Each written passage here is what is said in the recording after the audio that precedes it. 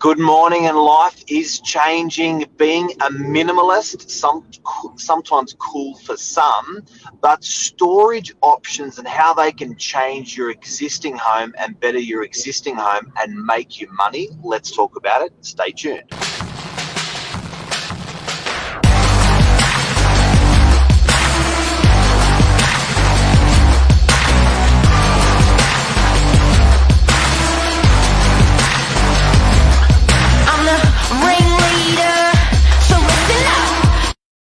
Good morning, everyone. Welcome to Morning Minutes, episode 455. Myself, Michael Bergio, Mark Novak, talking about don't change your home, change your storage.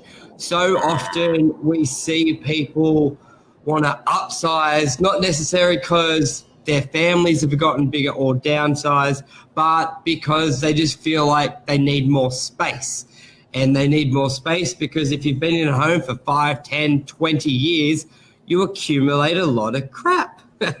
So we've got a solution, especially with a huge surge in house prices in particular.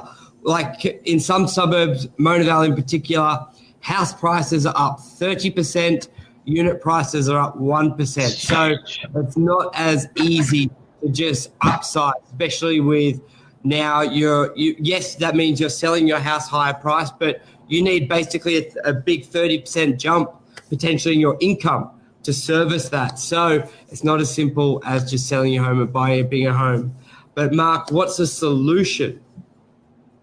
Well, look, for ladies and gentlemen, their hobby may have grown over the years, their passion may have grown over the years, their business may have grown over the years, and that can sometimes put a lot of pressure on the apartment that they're in, or they can put a lot of pressure on the house that they're in. And it's like, well, do you actually go and change everything for the sake of your passion or hobby or your business, or do you just change that part? And you know what I think is really interesting, Michael, is with storage that people are actually renting now and storage that people are buying now. I think it's really interesting that it really didn't exist. 70s, 80s, it wasn't around. Yeah, and we're really only seeing a big surge of it in the last 5 years. If you relate it to the pricing of it and the growth of storage. But I think in particular, over the last decade in particular, there's been a big shift from people moving from houses to apartments. And the biggest downside of apartment living is storage. A lot of people, especially the downsizers, go, we can live in a 2-bedroom apartment. Like, we only need one room. We've got a guest room for our kids or whatever, the kitchen, living space, closer to shops. But we've got 2 cars and we had 4-car garage or a shed and a 5-bedroom home. Where are we going to put everything? We can't sell it off. The kids may be in units, so they can't take it. So a lot of the time they will just stay in their huge 5-bedroom home because there's nothing to do. Or a young family will buy a bigger home just for more space, which is a higher entry point, higher everything. And what's interesting is I think so. The solution to all that. Yeah. I think COVID's contributed to that a little bit, where people they're not jumping in an aeroplane going overseas to as a hobby. They're picking more local hobbies, and those local hobbies need storage and need, they may have a little jet ski, or they may have a ski boat, or like now that's becoming more apparent. But these are like little cities, these storage places, and people are most often scared because they think it's a waste of money, and people are scared because they think they're going to flush the money down the toilet. But let's explore it. Yeah, let's just show what it is first, because when people sometimes think of storage, they may think of like a Kennards, like a storage locker, you could say. We're here where we're seeing big growth and a lot of demand. 2020 state-of-the-art storage. Mini warehouses is probably, mini warehouses are probably one of the best description of them, where they've got 4 to 6 meter ceiling heights. And why that's important, and we see a big growth in storage units that have that, is someone may basically you can double your floor space. A lot of people put a mezzanine, basically a second level, so they can store a car on the ground floor and then store boxes on the top level, even do some quick invoicing or some quick work, painting, or have their art studio, whatever they want upstairs. So you may be buying 20 square meters, but you turn that into 40 square meters, 30 into 60, along those lines. So the practicality of it is huge. And a lot of people always ask, who buy these, who rent these? And I think the easiest answer is who doesn't. We have people who may be working on their car, who have extra stock when they're selling clothing, art studios, just people you wouldn't even imagine and what they use it for. They're also like a two-story home inside. They're really, like, if you have a look at that ceiling that's in there now, to give you a size of that ceiling that you can see, it would be as tall as if you put a garbage truck in there.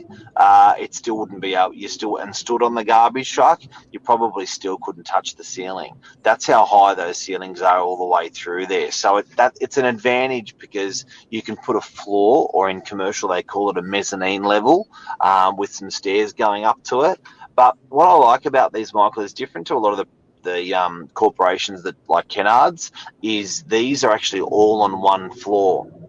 You're not going up to the third floor or second floor or winding up driveways. It's, you can literally send a medium rigid vehicle or a car with a trailer or a boat on the back of it, and you can drive through this whole facility and see every single one of these units, back straight up to your unit, unload, load. Yeah, it's got vehicle access is the main thing all the way through. I know a lot of storage places, you've got to take stuff in a goods lift. And don't get me wrong, there's a demand for like a Kennards. I know they have their own loading dock and they'll unload your goods. So if you're not always able to get to your own unit and you got deliveries, there are a function for that. And it may be a solution for the housing. But I think a lot of people may steer towards a Kennards is because they don't think there's any growth in a storage unit. They may think it's dead money. I may as well pay rent because I'm not going to make any money on storage. Is there capital growth like a typical apartment or a typical house? And what say you, Mr. Novak? Let's bring up the growth. So what we've done is profiled a couple of storage unit facilities. So there's 3 major ones on the northern beaches. They all where you could buy storage. A lot of these are sold out now. But the big question that people ask is, okay, if I did buy this and I did sell this 5 years later, have people lost money or have people made money? And keep in mind, this is probably a year old, so has it been even further growth? But I think, as I said, about 5 years ago, 10 years ago, we started to see a surge. So there's a few site sales here, 2013, 2014, 2015. And we're seeing purchase prices of 95,000 to 130, which is a 36% growth, 113 to 165, which are 46% growth. Even on the smaller scale, 2016 to 2018, 98 to 112 is 14% in 2 years, so 7% a year. So people have put in, say, 100 grand, and then they've pulled out 15 to 50 grand. 15 to 50. Here's one, 59,000, and then they sold for 92, 55% growth. 96,000. Plus, these cats have got to rent them. Have not paid rent. Haven't paid rent for storage, so they've had the advantage of not paying, $5 grand a year in rent to rent a storage facility. They've had their own. Plus, they've made capital growth. It's gone up in value. And to give you an example, right here, see this bottom one for 20 square meters that sold at 137. How big's 20 meters squared? Can just to tell everyone. So a normal garage is 13 meters squared. So the one you're referencing, Burge, is 20 meters squared. So it's about a car and a half, 6 by 3.5. So you get about a car and a half length. So you can fit 1.5 cars if you parked into it. and you can basically have a car and open both doors. That's sort of your width to put in perspective. But to even look at this growth further, there are now units in Brookvale, 20 square meters, asking for 200,000. So this was bought in 2000. This was an early one, 2005, for 71,000. Now there's units selling for 200,000 in Brookvale for 20 square meters. Here's another one, 82,000 in 14, 125. So huge growth. Now the next question people ask is, what can you do inside these boxes? These mini style, like almost like a warehouse. What can you do in there? You can throw in. Can you drink a beer with your buddy and work on a car? There's the definition on what you get away with, and I would have to look a bit further into it about if because it's supposed to be for storage. But I'll tell you how I don't know. Obviously, there's got to be humans in there unloading the storage. And I don't think there is anything to say humans can only be there for 15 minutes before unloading and 15 minutes after. So, but what we see a lot of people use them for and have been using them for ever since I've seen them, a decade. So rightfully or wrongfully so, we see a lot of people, if they may be on job site, drop off a lot of belongings to the storage unit. They go up to the mezzanine and they do their invoicing for a couple of hours. We see people put a hoist in there, work on their car for the whole day. We see people work doing stock intake, oversupply of their other factory, or they were in their home garage and now they're working out of there. So I'm not sure if it's storage unit by storage unit on how long someone can be there, but technically you can't be operating a business with like customers coming there is sort of probably going over the line, or operating machinery is sort of difference between using something to get your tires off compared to cutting up wood, manufacturing something and shipping it out. So I think I could be wrong here, but I think the grey area is very large with these. Don't abuse it.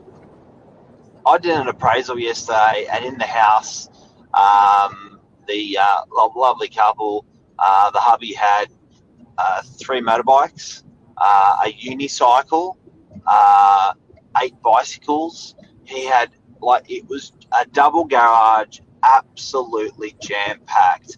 And the conversation I had with him was, with your next move, what are you thinking? And he said, well, we're thinking of going to an apartment in Manly. Now, it makes it really hard if you're going into an apartment in Manly and you're looking for a double garage again, because if you do find the double garage again, you're still not going to find the parking for yourself. You almost need a 4-car garage because now you've got no parking inside for yourself. So, it just opens you to stuff like that, to go, look. And I said, mate, why don't you buy one of these storage units? You got your own stuff here, and then you can just buy whatever apartment you want. You can even buy an apartment with 2 car spaces. It opens up his options. Think how many people don't buy a great unit because they're like not enough storage or only 1 car. They're like, we love this, the view, the price, but it's only got 1 car, and they don't look at it like. And a lot of people only wanted the double garage for the extra storage space, work area as well. Sean said, not allowed to store your pet or elephant, apparently, I asked, and can't store your mother-in-law there either. Depends what sort of mother-in-law you've got. Yeah. But so just to recap on the show, it's really to open up a perspective, highlighting there are other opportunities out there rather than looking for a bigger house or a bigger apartment. There's storage out there which offer great versatility in uses and phenomenal capital growth still. How do people finance them? Most people buy them cash, but same as, or in their super fund, but typical, just like a normal commercial loan, 30% deposit will generally get you the trick. And if you're buying for 200 grand, 150 grand, that's what, 40K? Next question is how much do they cost? And then what do they rent for? Before It's we about a sign out. 6%. Yeah, about a 6% return. So the cost is from about, at the moment, Northern Beaches, 180, 130 for ones at a 3-meter height, like a garage. So 130 up to 500K. And it's about a 6% return on the purchase price is very consistent. So it doesn't matter if you buy one for 130, 180, the rental return should be very similar. So even if you want to get out of the storage and don't really need it anymore, there's always people going to want to rent it for you. And you know what? You're not doing kitchens, bathrooms, paint or carpet. It's zero maintenance for you. And strata levies, what are you paying on a storage unit for strata levies? All outgoings are generally about $1,500 a year, all up. Some a little bit less. And that is, yeah. And that is the story of the storage. Oh, and keep in mind they have their own power supply. A lot of them have their own internet cable. A lot have shower facilities, toilet facilities on site as well. So that's a big one. Cool. See you, everyone. Have a great weekend, everyone. Have a beautiful day.